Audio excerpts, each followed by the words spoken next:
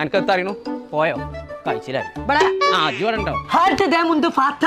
അത് പറഞ്ഞപ്പോളാ മുണ്ടോ കണ്ടിട്ട് കൊറേ നേരമായി ജർമ്മൻ ഭാഷ പറഞ്ഞ ജർമ്മൻ അല്ല മർമ്മം പറഞ്ഞാലും എന്നെ വിടൂല വിടൂല പറഞ്ഞാ വിടൂല ആ വാക്കാണ്